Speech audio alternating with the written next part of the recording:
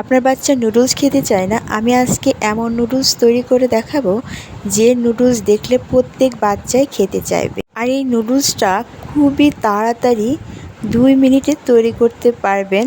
খুবই ঝটপট একটা রেসিপি, বাচ্চাদের তৈরি করে খাওয়াতে পারবেন। তো চলুন দেখা যাক। ভালো লাগলে অবশ্যই লাইক, কমেন্ট, শেয়ার করতে ভুলবেন না। আমি এখানে 10 টাকার প্যাকেটের 1 প্যাকেট ম্যাগি নুডলস নিয়েছি, আর পেঁয়াজ কুচি নিয়েছি 3টা, আর কাঁচামরিচ নিয়েছি 2-3টা। এটা যদি আপনার বাচ্চা না খায় তাহলে এটা অ্যাভয়েড করবেন। আর আমি ক্যাপসিকাম কেটে নিয়েছি একটা, আর ছোট ছোট টমেটো নিয়েছি কুচি করে 2টা, আর গাজর কেটে নিয়েছি 1টার অর্ধেক কুচি করে। প্যানে সব কিছু দেওয়ার আগে সামান্য পরিমাণ তেল দিয়ে অবশ্যই গরম করে নিয়েছি। তার উপরে আমি সব কিছু এক একটা করে উপকরণ দিয়ে দিয়েছি। এখন আমি এই উপকরণগুলো এই সামান্য তেলে একটু ভেজে নিব। 2 মিনিট সামান্য তেলে ভেজে নিব। আর এই নুডলসটা আমি হাত দিয়ে একদম গুঁড়ো করে নিয়ে নিব। তো এ পর্যায়ে দেখুন আমার নুডলসটা কিন্তু গুঁড়ো করা হয়ে গেছে। 2 মিনিট সবগুলো উপকরণ তেলে ভেজে নিচ্ছি।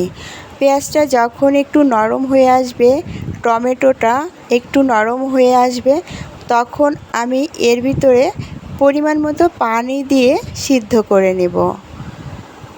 দেখতেই পাচ্ছেন আমার ভাজা হয়ে গেছে।